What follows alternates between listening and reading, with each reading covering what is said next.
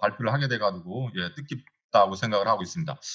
오늘 뭐 서론이라든가 김도일 선생님 말씀을 들어보니까 어떤 한국적 철학이라고 하는 비판 철학이 어떤 유학 사상과 어떤 연관 지점을 맺고 있는가 이런 거에 대한 어떤 글이었다면 좀 다른 식으로 그게 근본 취지였다면 다른 식으로도 좀 글을 썼을 수 있을 텐데 뭐 저는 그걸 미처 깊게 생각을 하지 못하고 제가 이제 그동안 생각했던 문제 또 여기 글 보시면 알겠습니다만 강경현 선생이 제 대도민주유학에 대한 어떤 비판의 글을 써서 제기했던 문제, 특히 이제 조선 주작의 예교 중심주의적인 그런 사고의 흐름을 염두에 둘 때 대동사상을 얼개로 한 한국의 근현대의 역사 어떤 그 특성, 근대성의 특성을 파악하려고 하는 제 입장이 좀 장소성, 현장성, 역사성이 좀 떨어지지 않느냐라고 하는 그런 이제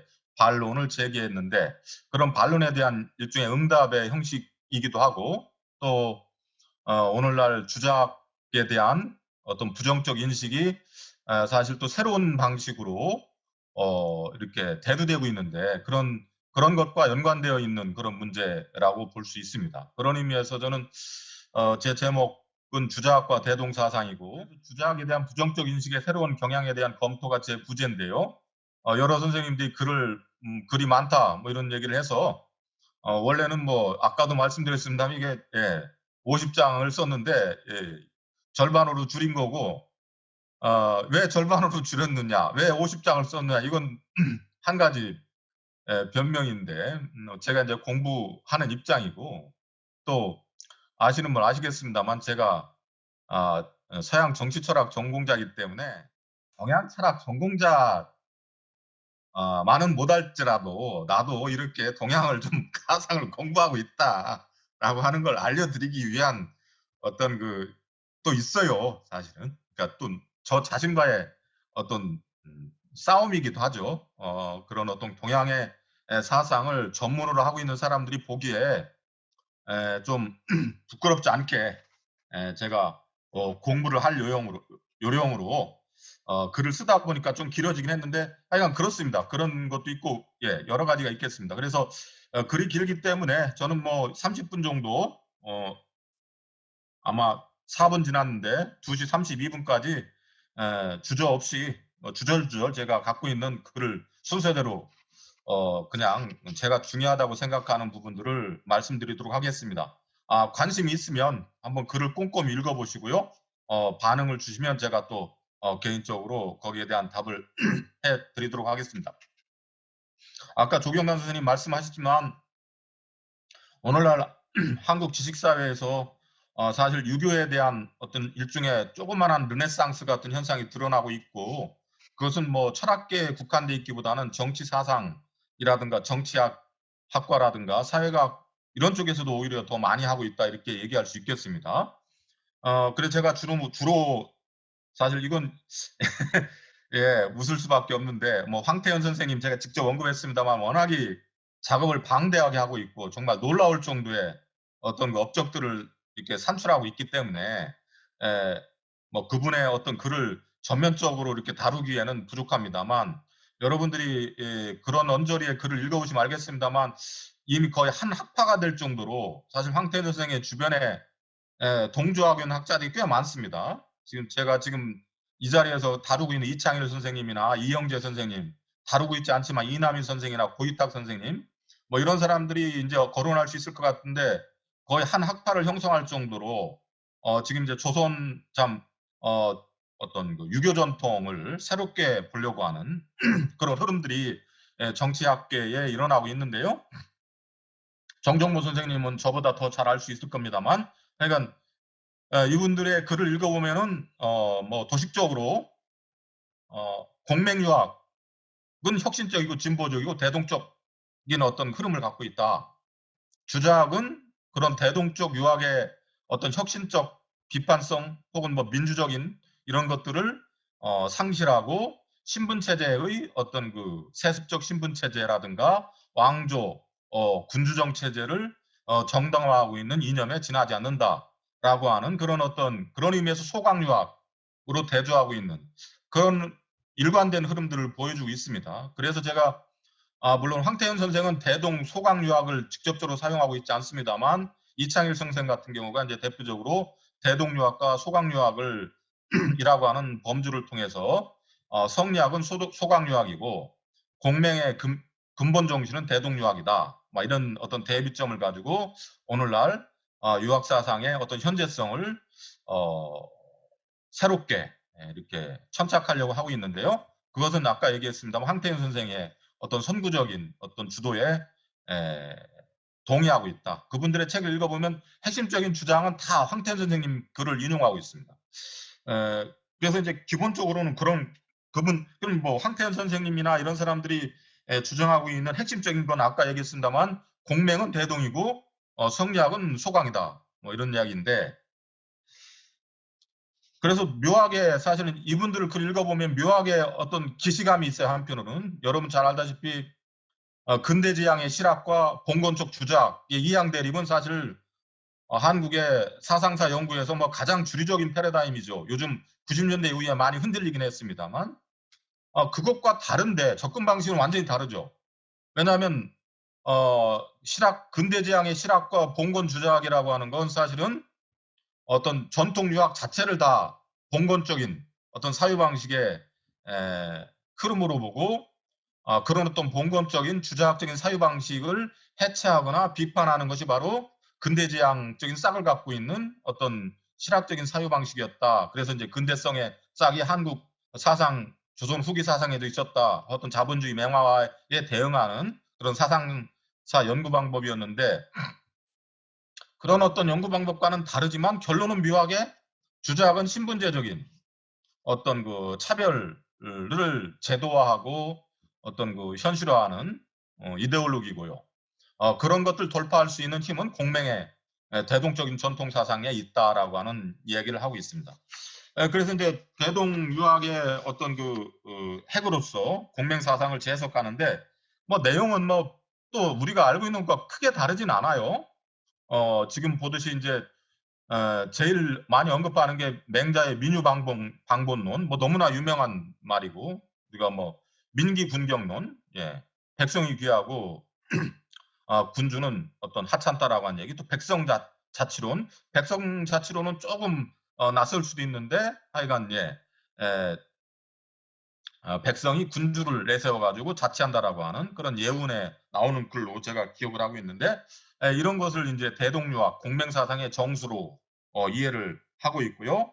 이런 것이 이제 특히 조선 후기 영종조의 탕평정국에서 민국 뭐 여러분들이 아실지 모르겠습니다만 이태진 선생 국사학자 이태진 선생에 의해서 조선 후기의 민국 이념이라고 하는 것이 조선 전기와 중기의 어떤 민본주의의 틀과는 다른 독특한 질적인 차이를 갖고 있는 유기적 민본주의다. 그런 의미에서 민국 백성과 나라가 하나의 단어로서 한 개념으로서 이제 얘기되고 있다. 뭐 이런 것을 받아들이고 이런 민국 이념의 바탕이 이제 일종의 저변에 깔려 있는 유교적인 공맹사상의 대동의 혁신적인 것들이 이제 분출되는 그런 것으로 보고는 있습니다. 그래서 이제 이런 것이 적극적으로 이 사람들은 이제 이런 의미에서 이제 서구 중심주의적 사고방식과는 다르죠. 두 가지에서 다릅니다. 첫째는 아까 얘기했지만 주작에 대한 부정적인 어떤 시각은 동일하지만 기존의 서구 중심주의와 이 황태현 선생의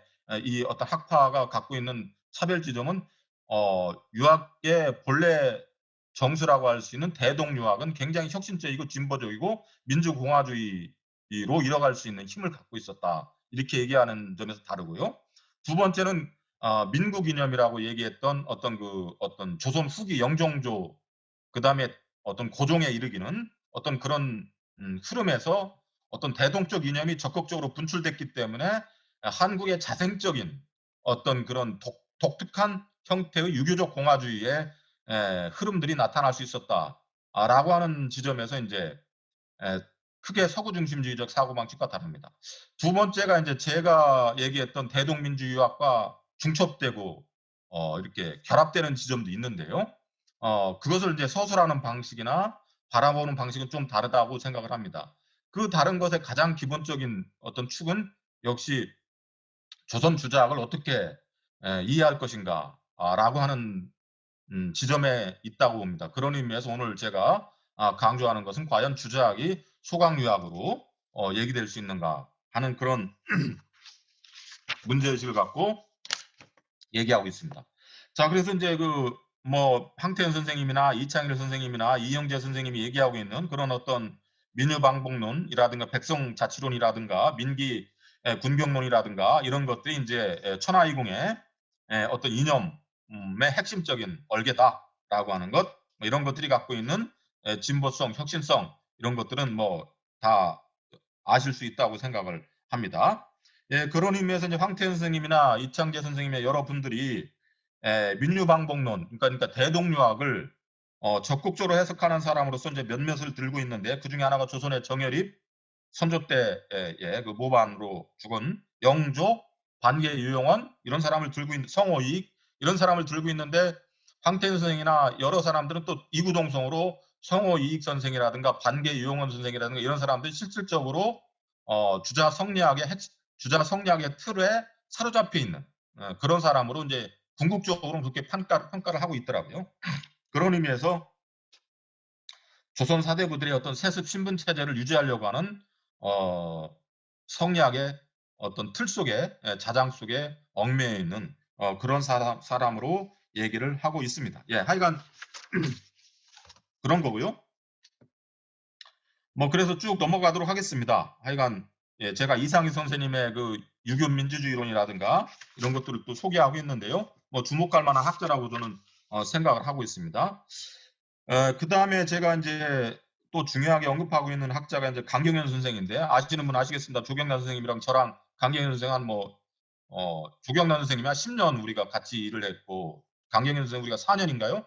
대략 같이 일을 했는데 이제 강경현 선생이 제 대동민주 유학에 관련된 어떤 소중한 어떤 반론을 제기했던 것인데 그게 이제 조금 미묘한 차이가 있긴 합니다만 대동유학과 소강유학의 대비와 연관돼서는 또 동일한 것입니다. 물론 강경현 선생은 황태현 선생님이나 이런 사람들과 좀 다릅니다. 그거 좀 조심하셔야 되고요. 그렇지만 예, 지금 바로 이제 강교희 선생님께서 제가 얘기하려고 하는 부분을 잘 소개시켜 주고 있는데요. 예, 세 번째 단락 보면 얘기 나옵니다. 대동유학과 소강유학의 대비와 관련해서 최근에 주목할 만한 것 중 하나가 이제 강경현 선생의 글인데 여기에서는 뭐 가장 간단하게 말씀드리면 아마 이제 그 발표문 김도일 선생님 발표문 일부에도 그런 표현이 나와 있던데 과연 대동이 어떤 유교 사상의 어떤 그 기저에 깔려 있는 이념인지는 문헌학적으로는 굉장히 심각한 어떤 반론이 제기될 수 있다. 그런 반론을 이제 경현 선생님도 얘기하고 있습니다. 쉽게 얘기하면 다 공부한 사람들 알기 때문에 얘기 예운이라고 하는 게 이제 공맹사상에 어긋나는 것이다. 그러니까 공자의 글이 아니다. 다른 데서 왔다. 뭐 이런 비판을 하는 것이고 특히 예교를 중심으로 생각하고 있는 그런 유학의 흐름에서 볼 때는 대동 소강설이라고 하는 것은 어처구니 없는 일이다라고 하는 것. 그러면서 이런 식으로 이렇게 유학을 보게 되면 나중석과 같이 조선 후기에서 어떤 유학의 대중화, 저는 유학의 대중화에서 이제 한국 현대성의 어떤 기점을 보고 있는데요. 거기에서부터 오늘날 한국 민주주의의 어떤 내적 연관성을 찾으려고 하는 것은 어떤 공허한 것, 즉 얘기하면 조선의 유학의 역사의 맥락에는 좀 어긋나는 그런 의미를 지니고 있지 않느냐 이런 식의 이제 반론을 하고 있습니다. 그러면서 이제 특히 황태현 선생이나 이창일 선생이나 이영재 선생님과는 다르게 이제 한말 아마 제 기억으로는 1556년 철종연간에 태어나서 1922년 일제강점기 때 돌아가신 간제 전우 선생이 양계초의 어떤 대동사상을 비판하는 글을 소개를 하고 있습니다. 굉장히 좋은 어떤 소개인데요. 거기에서 이제 간제 선생이 왜 양계초의 대동사상이 공자사상이 아니냐, 공맹사상이 아니냐 라고 하는 것을 이제 얘기하고 있는데요. 거기에 대한 이제 어떤 반론의 성격을 갖고 있기도 합니다. 이게 이제 주자학과 대동이념과 관련된 두 번째 줄에서 얘기되고 있는 건데요. 예, 빨리 하겠습니다.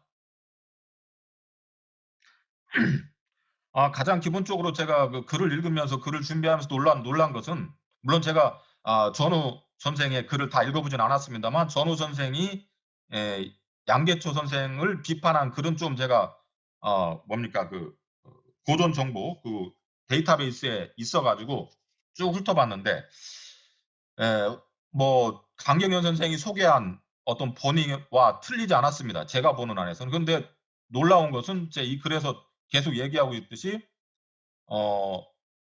전후 선생이 좀 주위의 글을 단상 취하고 있다. 그래서 예를 들면 전후 선생이 양계초의 대동사상을 비판하면서 두 가지 전거를 들어요. 주위에 두 가지 전거. 주자대전에 있는 여백공에 대한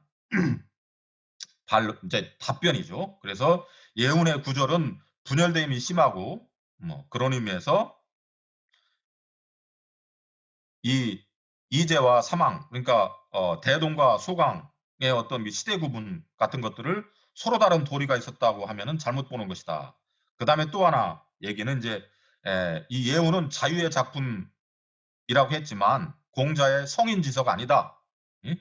자유도 이처럼 천박한 지경으로 글을 쓰진 않았을 것이다. 이런 얘기를 하고 있습니다. 그런 의미에 그러면서 이제 강경현 선생은 이런 간제 선생의 반박이 조선 주자학의 주류적 흐름이었다라고 얘기를 하는데, 사실 제가 글을 잘라서 그렇지 한 챕터를 조선 주자학과 대동사상이라고 하는 걸 썼습니다. 거기서 이제 과연 조선 주자학자들이 강경현 선생이나 전후 선생이 생각하듯이 대동사상을 그렇게 폄하했느냐라고 하는 것, 그것은 아니다. 특히 제가 여기에서 강조하고 있는 것 중에 하나는 바로 이영재 선생이나 이창일 선생과 같이 단칼에 잘라요. 이영재, 이창일 선생은 뭐 조선 주자학은 주자학을 집대성한 주위의 저술의 대동이나 이와 관련된 문장을 찾아볼 수가 없다. 이건 윤용민 그 사람이 직접 그렇게 주장하고 있습니다. 이창일 선생은 그렇게 얘기하고 있고요. 이영재 선생은 주자대전과 주자어리의 대동에 관한 언급이 한 차례도 나오지 않는다. 이건 사실 문헌학적으로 다 반박이 가능한 거죠. 지금 전후 간제 선생이 주장하듯이 주자 문집에 곳곳에 대동에 대한 얘기가 있어요. 그런데 어떻게 도대체 조선 주자학의 어떤 뭐 대동이라는 개념이 하나도 안 나온다. 제가 글을 쓰다가 그것도 뺐지만 다 아시겠습니다만 공맹사상을 이해하는 데 가장 중요한 논어나 맹자의 대동이라는 얘기가 하나도 안 나옵니다. 뭐 그런 식으로 따지면은 과연 사실 유교의 공자와 맹자의 어떤 그 핵심을 대동에서 구할 거냐, 이것도 또 심각한 어떤 쟁점이 되겠죠. 하여간 그건 제가 생략을 하도록 하겠습니다. 그래서 다시 전후 선생의 글을 읽어보면 아까 얘기했지만 주희 선생의 어떤 그 글을 단장 치하고 있다, 이렇게 얘기를 하고 있고요. 그런 의미에서 주희 선생이 부정하는 건 이겁니다. 제가 뭐 쭉 넘어가서요. 주자료 87권에 나오는 것인데요. 한번 제가 천천히 읽어보겠습니다. 예운에서 사망이 상구의 일에 미치지 못한다고 하였으니 사람들이 모두 그 말이 장자와 노자와 같다고 말합니다. 이게 이제 전후 간제가 얘기하는 거겠죠. 그러니까 노장에서 왔기 때문에 주인은 대동을 쳤다라고 말씀하셨는데, 주자는 그렇게 얘기하고 있어요. 예운의 말에 이치가 있다. 예운의 말에 이치가 있다고 지금 긍정하고 있습니다. 이 부분을 인용을 안 해요, 간제 선생은. 그 다음에 나오는 게 예우는 노자와 같은 듯합니다라고 누군가가 묻자 다음과 같이 얘기했습니다. 이걸 얘기해요. 이는 성인의 글이 아니다. 이 부분을 얘기하고 있어요. 그런데 앞에를 보면 주인은 분명히 노장에서 나온 것 같지만 대동 이야기는 이치가 있는 말이다라고 지금 얘기를 하고 있고요. 또 그 다음에 여러 가지 여백공에 대한 편지에서 요술 선양을 칭찬하고 있죠. 그러니까 대동의 천하이궁의 가장 핵심적인 주장이라고 얘기할 수 있는 이런 거 또 하나. 그 다음에 사실은 제가 또 잘 봤다고 자랑을 합니다만 주의가 대동소강서를 비판하는 이유는 노장 사상에서 나왔기 때문에 비판하는 것만은 아닙니다. 대동과 소강이 대동세계와 소강세계의 도가 마치 다르다. 지금 그 예운편을 잘 보면 예운편의 서술이 그렇게 돼 있어요. 공자가 탄식하고 대동이 있다가 예강 이제 예규의 소강이 나오는데 거기에서 마치 도가 완전히 상실된 다음에 소강 사회에서의 어떤 예규가 다른 도인 것처럼 얘기하고 있는데 주의가 비판하는 것은 바로 그 지점입니다. 도가 두 개일 수가 없고 하나인데 지금 예운의 서술을 보면은 마치 도가 두 개의 도가 있는 것처럼 얘기하고 있다. 이것을 이제 주의가 비판하고 있고요. 그래서 권금 선생은 그 초기 우리 뭐 정도전과 같이 활동했던 권금 선생은 예기천견록에서 전후 간제보다는 훨씬 더 균형 잡힌 시각에서 얘기하고 있습니다. 똑같이 얘기하고 있어요. 권근 같은 경우는 이 사람은 권근은 그래서 뭐라고 얘기하냐면 대동소강에 대한 이야기는 전문이다. 공자의 직접적인 말은 아니다. 전문이다. 그러니까 이것도 완전히 부정하는 건 아닙니다. 그럼 대동소강이 나오는 첫 번째 구절 아까 얘기했던 공자가 탄식하는 말은 공자의 말이라고 얘기하고 있어요. 경이라고 얘기하고 있어요. 그래서 얘기 예운편을 보는 주자에 대한 이야기가 복잡 미묘하고요. 또 그것을 받아들이고 있는 조선 주자학자들의 태도도 미묘한 지점이 있는데 전후 간제 선생은 지나치게 약간 제가 볼 때는 좀 속 좁게 논쟁을 펴고 있다. 좀 아쉽다. 이렇게 얘기할 수 있고요. 또 그런 것들을 요즘의 선양을 공자의 뜻으로 높이 평가하는 것은 바로 주자봉사에도 실려 있습니다. 주자봉사는 17세기 조선에서 간행된 것으로 여러 뜻깊은 조선 유자들이 생각할 때 주위의 여러 상소문들 중에서 중요하다라고 하는 것을 뽑아가지고 영종조 시기에 경연에서 자료로 삼기도 했던 그런 건데요. 주자봉사를 이렇게 요약해가지고 책으로 냈던 것은 중국이나 일본에는 없었던 조선에만 있었던 특이한 현상이라고도 얘기를 하고 있습니다. 이런 걸로 제가 추측해 봤을 때 아마 간제 선생 역시 주자봉사를 잘 알고 있었을 텐데 거듭 말씀드리지만 이런 것들은 다 생략하고 좀 편협하게 주위의 어떤 주작을 해석하면서 예교를 옹호하고 그러면서 양계추의 대동사상이 마치 주작이나 성인의 학설과는 완전히 무관한 아무런 관련이 없는 것처럼 얘기하고 있다. 그것 참 심각한 문제다. 그 다음에 시간이 다 나갔습니다. 또 주위의 전맥론과 성리학적 대동이념은 사실 또 제가 공들여서 썼는데 뭐 중요한 얘기는 두 가지입니다. 다 아시겠습니다만 공맹을 얘기합니다. 공맹. 우리한테는 입에 달았어요. 공맹. 제가 그런데 공부하다가 에도시대 오규소라이라든가 이또진사이를 공부하다가 놀랐는데 걔들은 공맹이라고 얘기하지 않습니다. 맹자는 공자의 도를 배반한 사람이라고 얘기하고 있습니다. 공맹은 우리가 공맹하는 건 주의의 영향입니다. 공맹이라고 하는 이름을 병칭해서 맹자를 아성에 버금가는 공자의 버금가는 성인으로 추중해서 공맹사상을 이어받고자 하는 것은 주의인데 그러면서 송나라 시대 때 보면은 맹자를 맹공하는 사람들이 나오죠. 비맹론자, 그 존맹론자. 네, 그 맹자를 존숭하는 사람과 맹자를 맹공하는 사람들이 있는데 맹자를 맹공하는 사람들이 사마광, 이구 이런 사람이고 이것을 옹호하는 사람이 이제 여운문과 주인데요. 이 내용을 보면 다 사실은 주의가 혁신적이고 진보적인 사람이에요.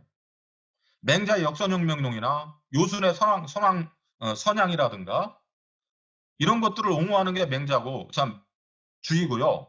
사마광이나 이구가 계속 얘기하는 것은 맹자는 위험하다. 왜? 역선혁명론을 주장하고 있고 주나라를 존실하지 않고 주나라를 존중하고 있지 않다. 주나라를 존중하고 있지 않다는 얘기는 군신관계를 상대적으로 보고 있다는 얘기고요. 군주에 대한 충성이 절대적이지 못하다라는 얘기고요. 또 재밌는 거, 이거 잘 보면 알겠어요. 재밌는 게 이구가 맹자를 비판하면서 이 맹자의 얘기는 모든 사람이 다 왕이 될 수 있다는 주장을 노골적으로 하는 것이다. 이렇게 얘기하고 있어요. 이런 것 때문에 사실 19세기 때 많은 사람들이 맹자나 공자의 대동사상에서 공화주의와 연관시킬 수 있었겠죠. 이미 송나라 때 맹자의 사상을 위험시 생각하는 사람이 볼 때 맹자의 사상은 모든 인간이 다 왕이 될 수 있다라고 주장하는 아주 위험한 하극상을 불러일으키는 그런 위험한 사상이라고 얘기하고 있는데, 그런 위험한 사상을 가장 온몸으로 옹호하고 있는 사람이 다름 아닌 주의였다. 이렇게 얘기할 수 있고요. 또 하나 이제 천리지공, 이거 저는 굉장히 중요한, 제 발표에서 가장 핵심적이라고 볼 수 있는데요. 시간 관계상 간단하게만 말씀드리겠습니다. 황태현 선생이나 모든 사람들이 지금 얘기 예언에 나오는 선양을 굉장히 높이 평가하는데요. 물론 저는 높이 평가받을 수 있다고 보고 다양한 방식으로 해석될 수 있다고 봅니다. 저 역시 그게 공화주의나 민주주의로 연결될 수 있다고 저는 보고 있는데, 근데 이 사람들이 못 보고 있는 게 뭐냐면 선양이라고 하는 게 중국의 역사에서 어떻게 활용되고 있었느냐. 선양은 송나라 시기까지 제가 연구하는 바로에 의하면 선양은 주로 천자의 지위를 어떻게 이어받을 거냐에 한정돼 있었어요. 그래서 전후 간제도 그 비판을 합니다.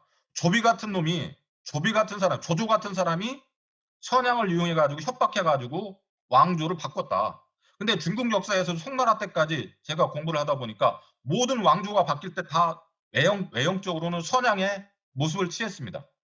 총칼로 위협을 했긴 했지만, 선양이라고 하는 게 그래서 왕의 왕권이 어떤 다른 사람에게 이양되는 그런 방식인데요.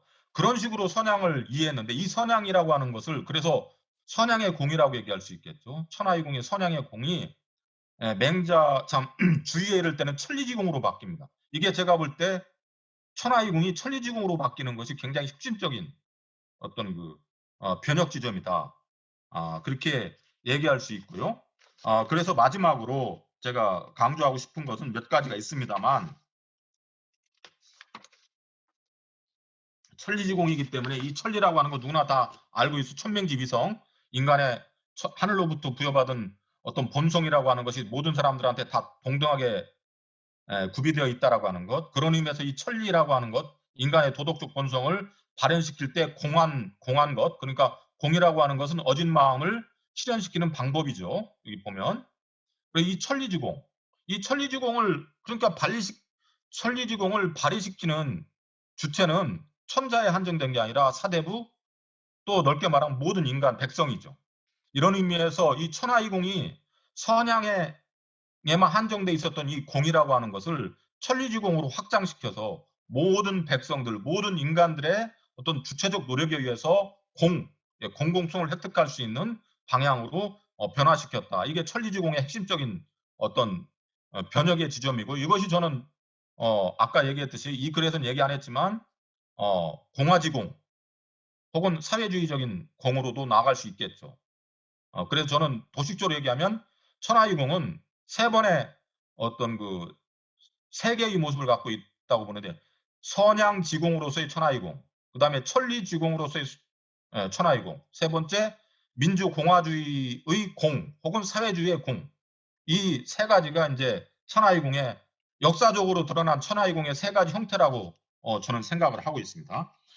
그래서 이 주의가 이런 생각을 하기 때문에 일본 학자들이나 이런 사람들의 글을 읽어보면 야, 주의가 이런 식의 주장까지 한단 말이야? 라고 놀라움을 표하는데요. 저도 놀라움을 금치 못할 얘기를 한번 저는 그 글을 읽으면서 느꼈습니다.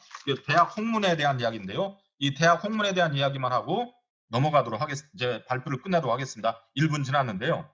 이 대학 홍문은 뮤라 쿠니오의 일본 학자에 의하면 넘어가야 됩니다. 한 페이지 더 넘어가야 됩니다. 강교 선생님. 대학 홍문은 뮤라 쿠니오에 의하면 아주 주자의 핵심 저서 중에 하나인데, 대학 홍문을 보면 너무나 흥미있는 자문자답입니다. 혹자는 진짜 있는 사람이 아니라 제가 알기로 혹자는 가상의 대화 상대인데요. 주자와의 그 가상 대화, 그러니까 주의가 스스로 대화를 하는 거죠. 한번 읽어보겠습니다. 천천히. 어떤 사람이 물었다. 지국 평천하는 천자와 제후의 일이니 경대부야의 사람들은 그 일에 관여할 수 없습니다. 그런데 지금 대학의 가르침에는 의례 명명덕 어천하로서 말을 하니 어찌 그 지위에서 벗어난 것을 생각하고 그 분수가 아닌 것을 범하는 것이 되지 않겠습니까? 월권이고 분수를 범하는 거라는 얘기겠죠. 그것이 어떻게 위기제약이 될 수 있습니까? 이렇게 반문하니까 나는 아래와 같이 대답했다. 하늘의 밝은 명은 태어날 적에 함께 얻은 것으로 나만 사사로이 얻은 것이 아닙니다. 그러므로 군자의 마음은 드넓고 크고 공정하여 천하를 바라볼 때 어느 한 생명체라도 내 마음으로 사랑해야 할 대상이 아닌 것이 없으며 어느 한 가지 일이라도 나의 직분상 해야 할 바가 아닌 것이 없다고 여깁니다. 이게 중요한 거죠. 지금부터. 비록 형세상 비천한 신분의 일반인일지라도 자기 임금을 요임금과 순임금 같은 분으로 만들고 자기 백성을 요순시대의 백성으로 만들고 싶은 포부가 그들 분수 안에 있지 않은 때가 없습니다. 이 구절은요. 조선왕조실록을 보면은요. 조광조라든가 주사학자들 입에 달고 사는 거예요. 이거 뒤에 보면 사실은 제가 가보농민전쟁 전봉준 장군을 위시한 그 선언서를 보면 그 다음에 어윤중과 그 동학 농민 전쟁의 지도자들 사이의 어떤 대화의 기록을 보면은요. 이 얘기가 나옵니다. 이 얘기가 비슷한 얘기가 나와요. 전봉준 같은 사람이 답을 이렇게 합니다. 필부라 할지라도 조선을 요순성왕이 다스리는 세상으로 만드는 것은 사대부 양반의 일이 아니라 백성의 일이다. 라고 얘기를 하고 있습니다. 이런 의미에서 저는 이 천리지공이라든가 주위의 성인과학론은 저는 민주공화주의의 이념으로 충분히 전환 가능할 수 있다고 보고요. 더 한마디 말씀드리면 제가 갖고 있는 건 대동민주에서 보듯이 서양의 민주공화주의를 따라갈 수 있다는 게 아니라 서양의 민주주의와 대화할 수 있고 그 대화 속에서 서구적인 민주공화주의 한계, 특히 생태적인 몰지각, 예를 들면 이런 것들도 극복할 수 있는 그런 어떤 사상적 단초도 갖고 있다. 특히 또 하나, 조영남 선생님이 얘기했지만 천하와 국가의 관계에서 우리 대한민국 헌법에 있는 평화지향적인 모든 침략을 거부하는 그런 조소왕의 삼균주의, 이게 국가와 평천하와의 관계이지요. 이게 바로 제가 볼 때는 유교에서 나온 거죠. 대한민국의 헌법에 있는 평화지향, 대한민국의 헌법에 있는 모든 침략을 반대하는 이 사상은 국가중심주의적인 유럽의 국민국가중심주의적인 사유방식의 어떤 폭력성을 일제 식민지를 겪으면서 극복하는 과정 속에서 새롭게 평천화와 국가를 새롭게 규정한 우리들의 역사적인 소중한 어떤 쟁취물이고 성취물이죠. 여기에서도 저는 우리의 대한민국 헌법에 유교적인 평천화 사상이 여전히 살아 움직이고 있고 대한민국의 공화주의 역시 천리지공, 천하의공의 정신을 이어받고 있다. 그런 의미에서 저는 대동민주의학을 얘기하고 있다. 이렇게 말씀드릴 수 있고요. 그런 의미에서 조금 지났습니다만 나가는 말만 한번 읽고 가겠습니다. 강교희 선생님 천천히 읽겠습니다. 그래 이 글은 공명사상의 정수를 대동사상으로 보고 성리학을 이런 대동유학의 근본 정신으로부터 이탈된 것 혹은 대동이념의 발현을 방해하는 것으로 보는 주장을 비판적 탐구 대상으로 삼아보았다. 아울러 대동유학을 성리학과 대치되는 것으로 주장하는 라는 것의 주장에 직면하여 필자는 성리학 속에 내장된 대동의 측면을 발굴하고 그것을 강조해 보고자 했다. 그러니까 성리학을 소강유학으로 분류하는 것 자체가 안고 있는 한계로 보여주려고 했다. 유학사상의 흐름을 대동과 소강유학으로 분류하는 방법이 적절하다고 해도 이로부터 이 둘 사이를 전적으로 다른 사유로 대비해보는 관점이 반드시 결론으로 도출된다고 볼 필요가 없다. 유학의 창시자인 공자의 사상에도 이미 소강유학과 대동유학의 모습이 다 들어있다. 그러므로 소강과 대동유학을 강하게 분류하여 대동과 소강이 양립할 수 없는 사유 패러다임으로 바라보는 것은 공자 사상의 전무를 파악하는 데에도 일정한 문제를 보여준다. 더 나아가 성리학을 대동유학의 본의를 상실했다고 여겨지는 소강유학으로 분류하면 그런 인식은 결국 성리학이 탈신분제적 사회 혹은 민주적 근대 사회로의 이행의 가능성을 방해했다는 결론으로 이어진다. 이는 우리가 이미 본문에서 다룬 것이고요. 제가 보여주려고 했던 것은 그런 결론을 뒷받침하는 그 전제 자체가 과연 설득력이 있는지 하는 것이었다. 따라서 그런 전제를 다시 생각해 봐야 한다는 것이 이 논문에서 논증해 보고자 하는 주된 과제 중 하나였습니다. 성리학은 기본적으로 대동적 공명유학의 전통을 계속 발전시키고 있는 측면을 분명히 간직하고 있음이 필자의 주된 주장이었습니다. 이런 주장을 입증하기 위해 제안된 필자의 논증이 얼마나 타당한지는 독자의 판단에 맡기고자 합니다. 예, 긴 글이지만 관심이 있으면 꼭 집에서 한번 읽어봐 주시고요. 또 집에서 읽어보면서 제가 쓴 글, 제가 쓴 책도 한번 꼭 사서 읽어봐 주시기를 부탁드리면서 긴 발표 마치겠습니다. 감사합니다. 들어주셔서.